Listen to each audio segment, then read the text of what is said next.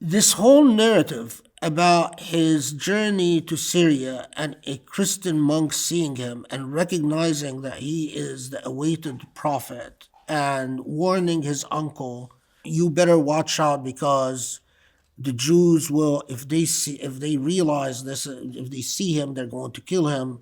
I have very serious questions about the authenticity of this entire narrative about, and this is the way that medieval narratives could be constructed as well. So the Ahnaf believed in one God, the God of Ibrahim, but were neither Jews or Christians. All the things that the kuffar, all the negative things that the kuffar of Mecca said about him, if he would have visited a prostitute or gotten drunk, the kuffar in Mecca would have made sure they would have narrated these narrations. But we don't have anything like that.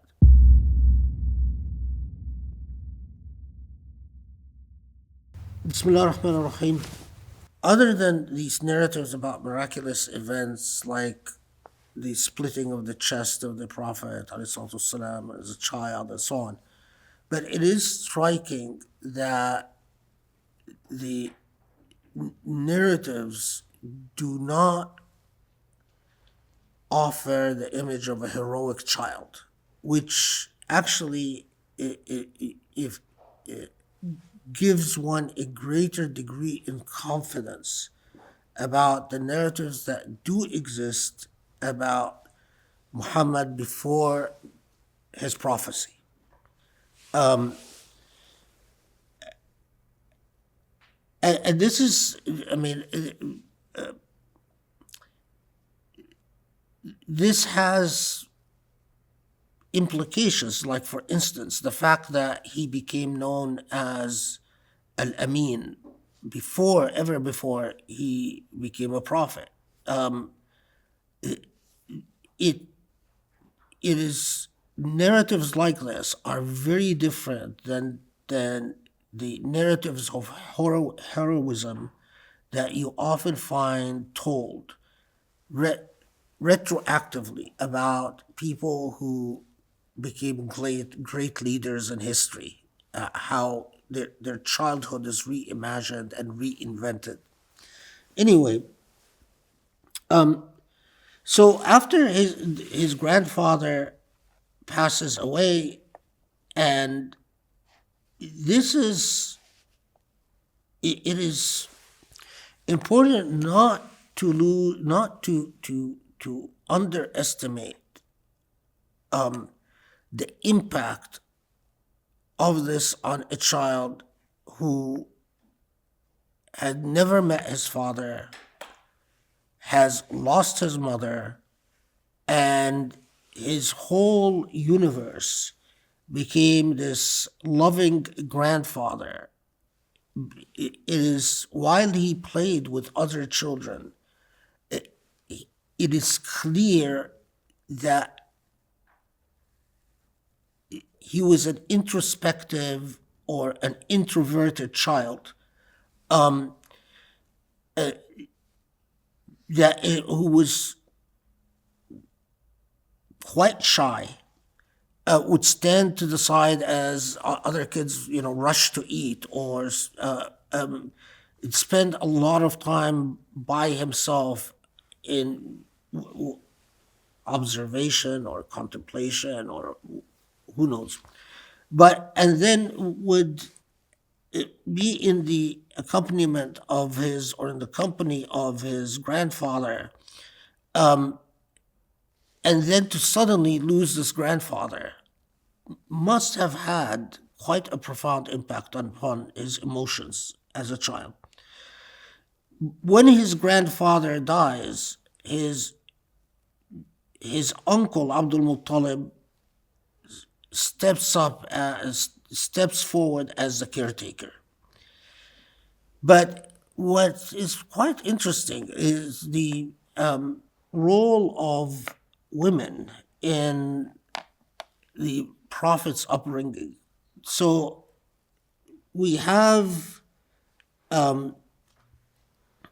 Ayman, the woman who was with the Prophet ﷺ when his mother was alive and is with the Prophet after his mother passes away and after his grandfather passes away.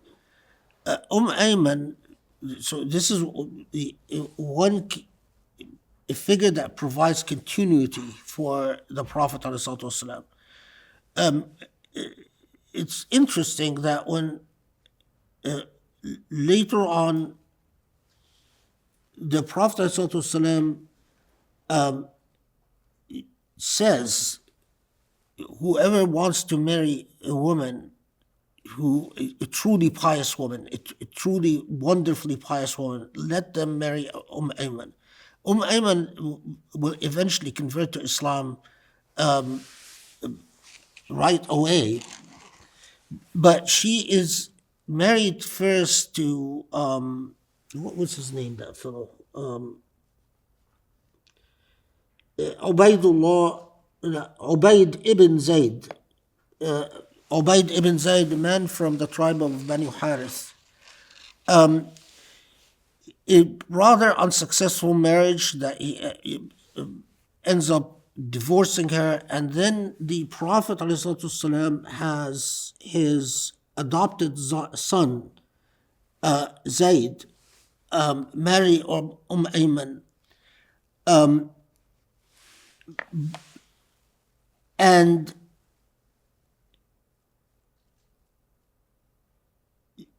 the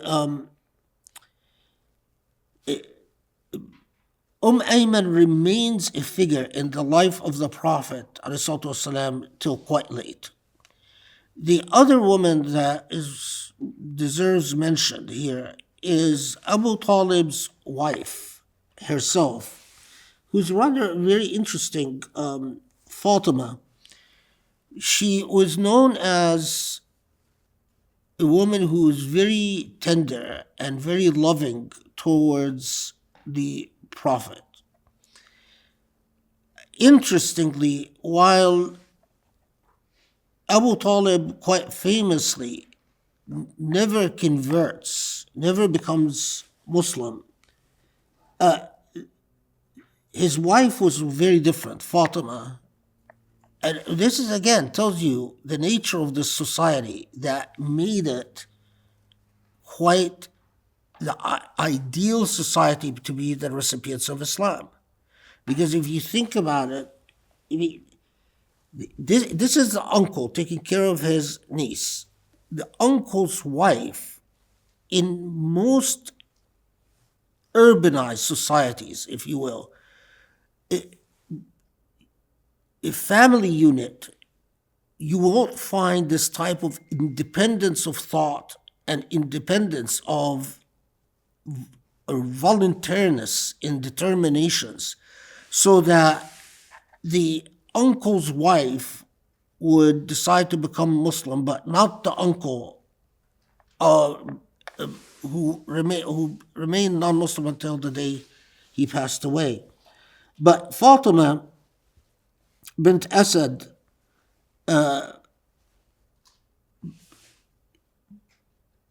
was a loving, caring figure. And I think, again, this, I don't want to use words like, but you can see this on the impact on the personality of the Prophet ﷺ, is that while men of Arabia were very much into bragging rights about their machoism, we don't see any of these characteristics in the growth of the Prophet ﷺ. There is no poetry bragging about his furusiyya or his swordsmanship. There is no, in fact, as he is often described, that he was more bashful than a bride on her first night. There's a very famous riwayah about him. Many of the attributes that are not the typical attributes of a male leader in Arab society is a direct product of the fact that he's an orphan and the fact of the role of loving women played in his upbringing. If we looked at our history and Sirah more objectively, if we did not, I'll use that term, live within a colonized paradigm where we are constantly worrying about what the foreigner and the Orientalist and the Westerner is saying, I think a lot could be developed from that. And a lot could be understood about the nature of leadership and the nature of wise leadership. I mean, this is but I often, the type of non-macho personality qualities that you need in a non-despotic system of governance. We could have thought through these elements in a much more systematic and consistent fashion. And in fact, we find that largely Muslims today have just even failed to observe these very rather obvious points. All right, so another element that we, like so many other Abrahamic prophets, there is a hadith that says that it is indeed all the prophets, but that hadith has problems of transmission. But anyway, that like most of the Abrahamic prophets, the first set or the first job that the Prophet ﷺ undertakes while he is in the care of of Abu Talib, his uncle, is being a sheep herder or a camel herder. It is, I mean, the reason that there is a hadith where the Prophet ﷺ says, yes, all prophets were, I mean, herding, whether sheep herding or camel herding or whatnot, is known as a job where the discipline of patience is developed. And patience and humility and introspection and contemplation. I've read, and I don't have any personal knowledge about this, but I've read that also herding it develops the sense of intuition in reading the direction of the herd, of being able to understand. And I've read, I don't remember what it was, whether it was in something Ibn Qayyim wrote or Ibn Taymiyyah, but it was something source like that, that herders also develop a sense about a shatu qasiya or sheep that wander off, or sheep that are, or cattle or livestock that is left behind, that they learn to care for their entire stock and to go after any lost member of the stock. In other words, not to desert anyone, which is said to be all leadership qualities. But I don't know about the mechanics of herding, and I can't say anything about whether they lead to leadership qualities or not. The idea of drawing parallels between leading human beings and leading sheep makes me nervous, I have to admit. It gives me pause, because herding or leading human beings is very different than leading livestock. However, I do know that it is a training in patience.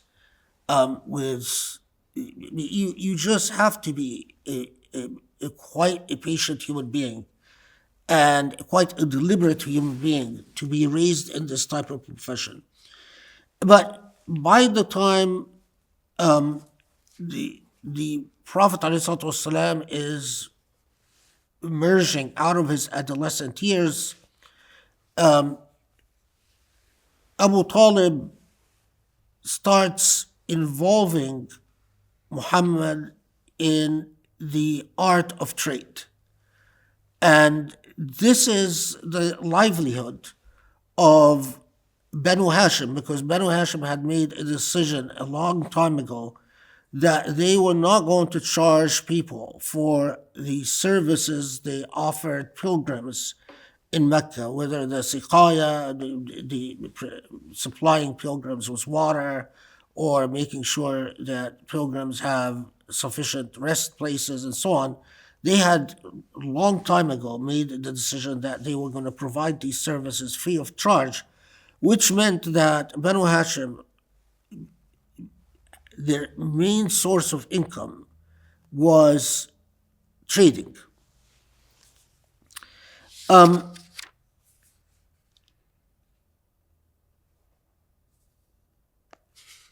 At around the time that the Prophet ﷺ is 12, and here you get some divergent reports about how old he was exactly. Was he 12? Was he 14? Was he 15?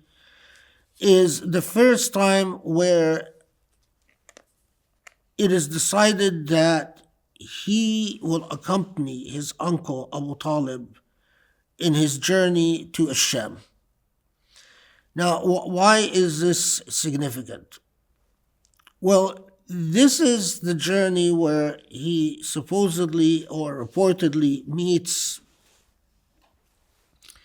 the famous monk on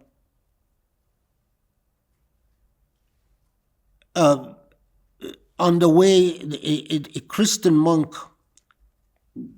reportedly named al-Busari, on his way to Syria, to Hashim.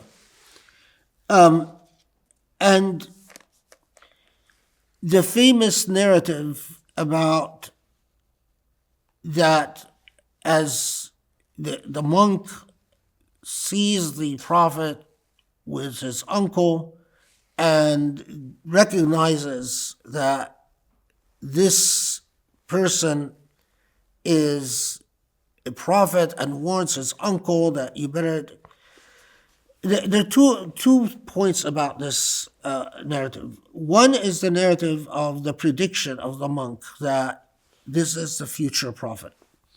Second is the emphasis by those who were opposed to Muhammad, even to our very day, like many Orientalists, and their claim that it must have been that this is where the first time that Muhammad meets a Christian monk, and that that he basically takes from the Christian monk the material that was then used later on for his prophecy.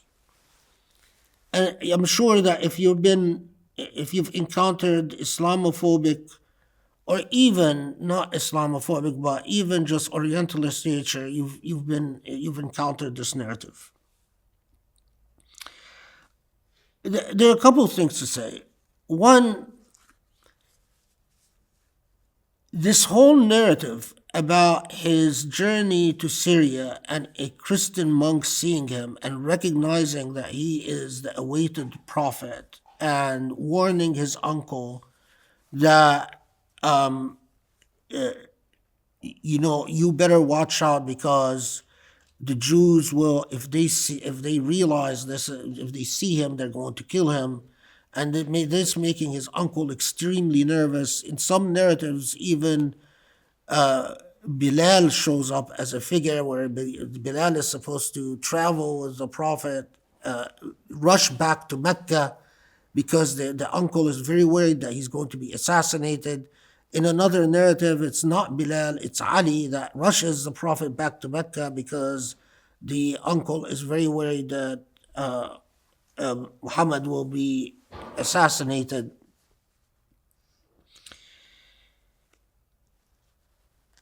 Although this is not consistent with what I've been raised with, but after many years of looking at these reports, I have very serious questions about the authenticity of this entire narrative about the monk seeing a Christian monk, and often it's because of the details of this narrative and where these divergent reports come from.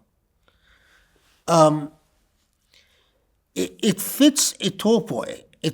We know that in medieval narratives, the theme of someone who's going to become a king and the theme of running into the hermit, a hermit in the wilderness who's isolated, and it's always a hermit who's living in isolation from everyone.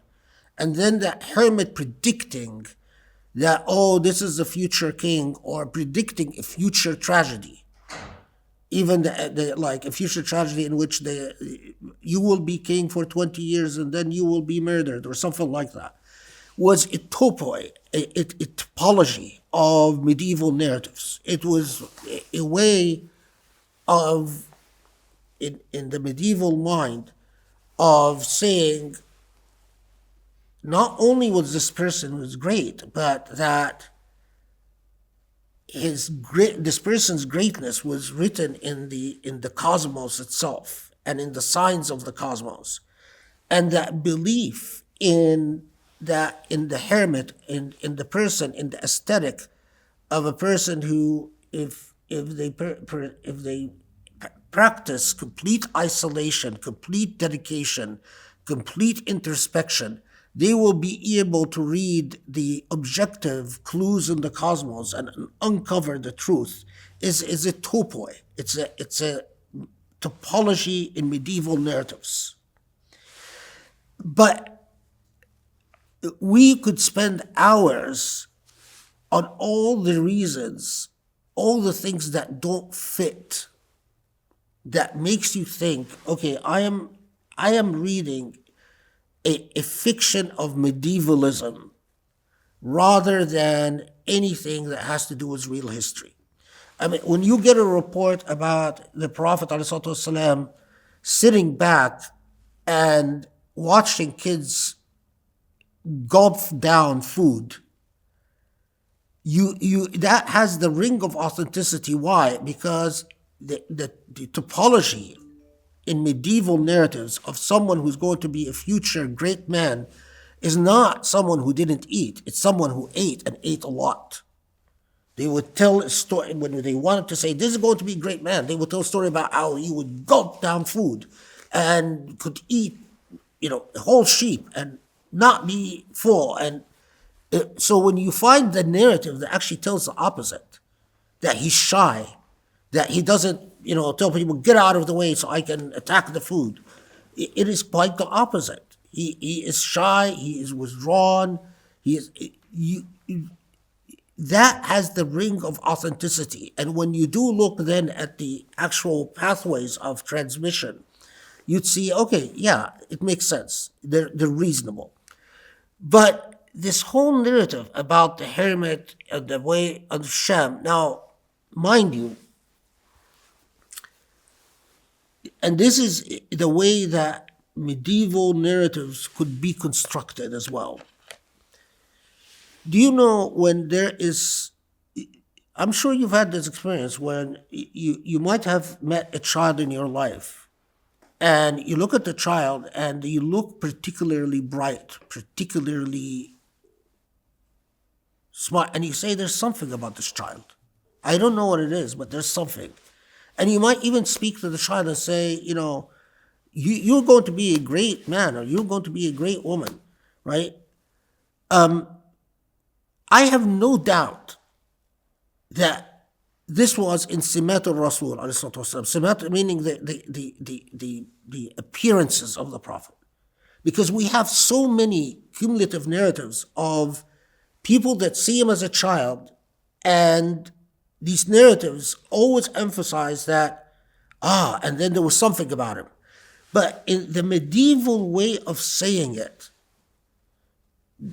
the medieval mind was always taken to exaggerations.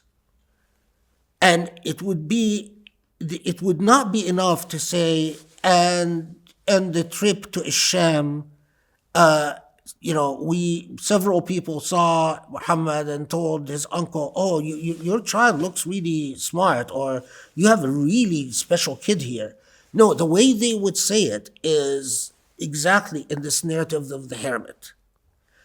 And it's always a hermit, and it's always a living in isolation, and it has a topology to it. So after all these years, and Allahu A'lam, Allah always knows best, but I have very serious doubts about the authenticity of that narrative. But at the same time, I have no doubt that plenty of people noticed that this child, Muhammad ﷺ, was unusual and stood out as a particularly beautiful, not beautiful in the physical sense alone, but beautiful meaning special, particularly bright, particularly gifted. And that they told Abu Talib as much. And I have no doubt that Abu Talib, if you have a child like that in this day and age, what you feared the most is that he'll be kidnapped. And when you have all these stories about Abu Talib being very protective of Muhammad, well, one, because he's an orphan, but as an orphan, and especially if he stood out as a particularly bright child, you would worry that he would be harmed, which is exactly what this world would offer a child like that. So, did he accompany his uncle on a trip to Sham when he was around 12 years old? Probably. Did they meet a hermit, etc., etc.? Probably not. But I am sure that there were these types of genesis, the seeds of the stories that would become told in the medieval way in this following fashion. When the Prophet ﷺ was around 15 years old, and again, the information about the Prophet before he became a prophet is very scant, but you get little glimpses. There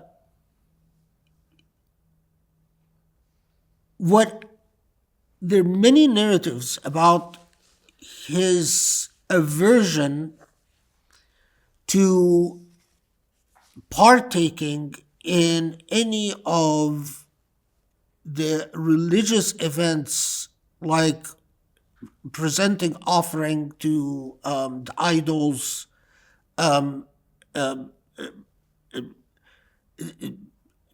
interacting or praying to idols, steering away from the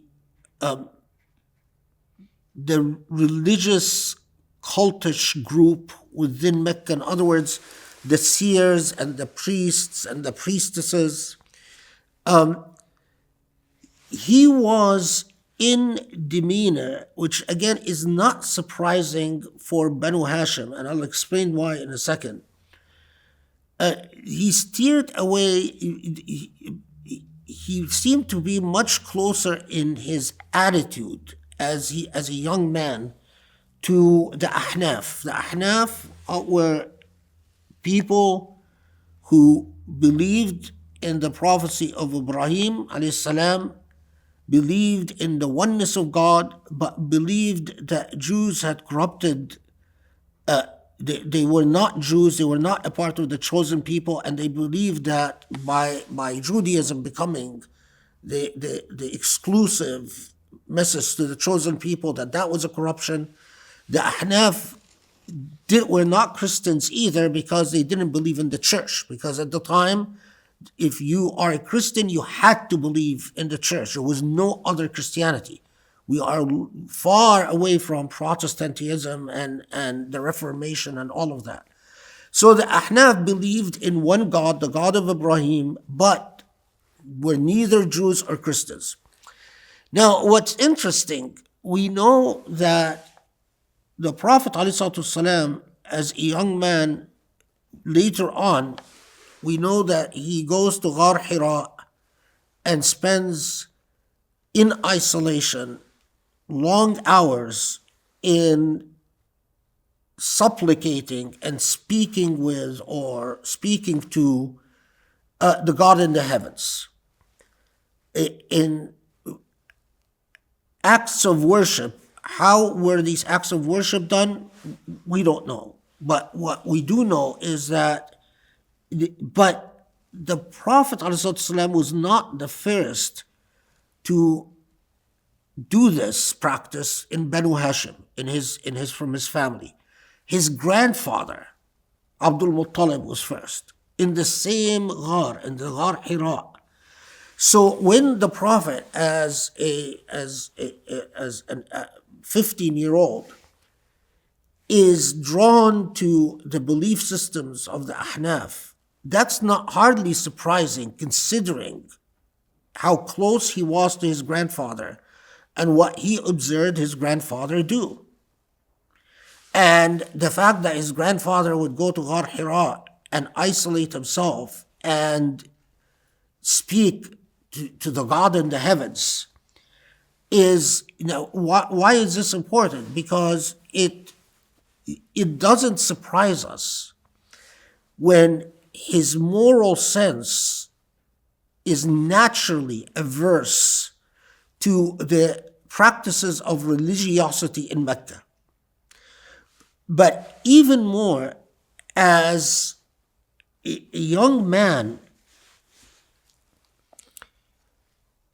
and here again, while the information about him is scant, but it is interesting how cumulative the particular information that tells us that he was not drawn to what a lot of kids his age were drawn to in Mecca: prostitutes, drinking, the type of debauchery that was quite common among the elite in Mecca, that he had never joined in the drinking parties and had never joined. And I am sure if he would have done it, think about all the things that all the negative things that the kuffar of Mecca said about him. If he would have visited a prostitute or gotten drunk, the kuffar in Mecca would have made sure that these reports, that they would have narrated these narrations. But we don't have anything like that. And so he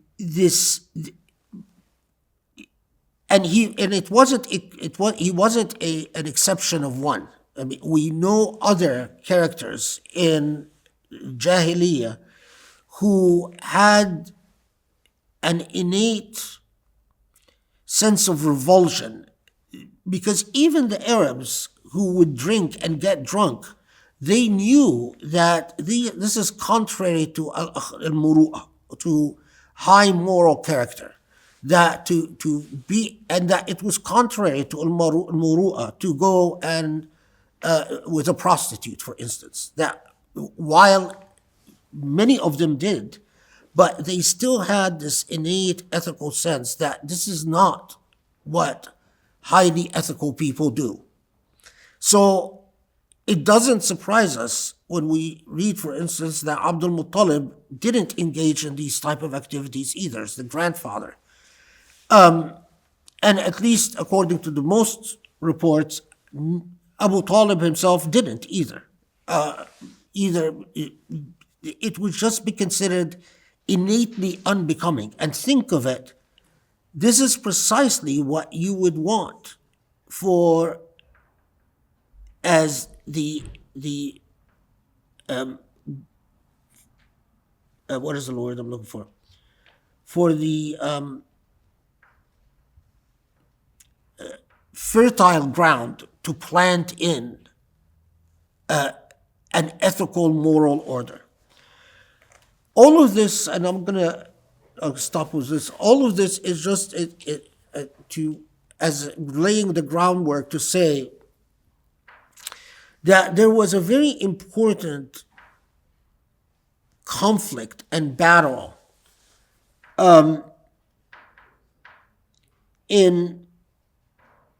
during the time that the Prophet ﷺ was around 15, 16 years old. Quraysh, the tribe of Quraysh, went to war with the tribe of Hawazin. And it is known as Harb al-Fujjar. That's the name of the battle. It was a tribal, senseless, blind tribal war. Senseless, blind tribal war. The Prophet ﷺ reaction to this war is to initially say, I don't want to take a part in it. I don't want to participate in Harb al-Fujjar.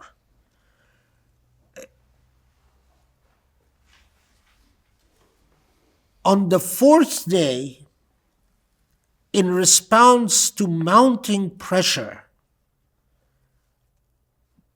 on his family, Banu Hashim, why is Muhammad, Quraysh is at war with Hawazin, and the war wasn't going Quraysh's way. The Prophet participates in the battle, but what he primarily does was to arms supply. He basically supplies arrows to those who are shooting arrows.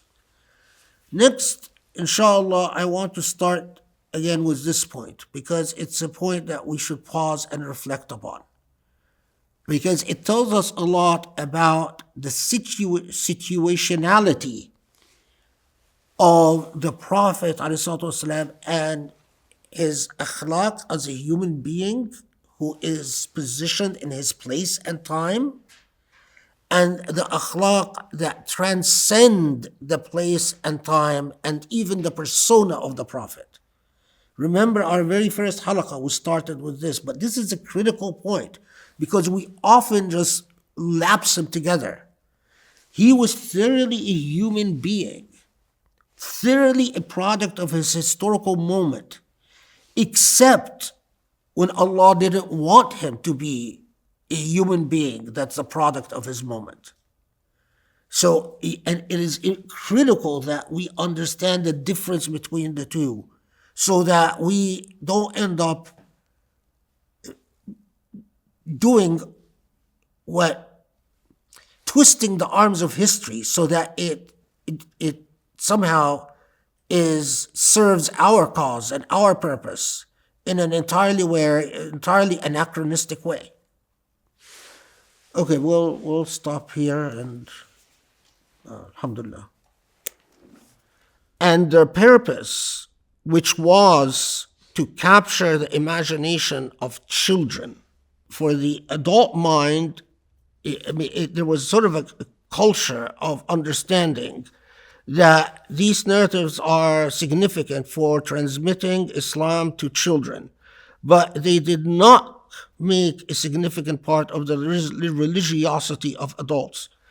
It does become a problem when the times change and these narratives become a significant part of the religiosity of adults. So in other words, the function that they used to perform is a very different function. the fact that this is a very unusual man and that Khadija notices this from the very beginning, I think is quite clear. His silence, his bashfulness, his ability to engage in trade and be very honest, but at the same time, very likable.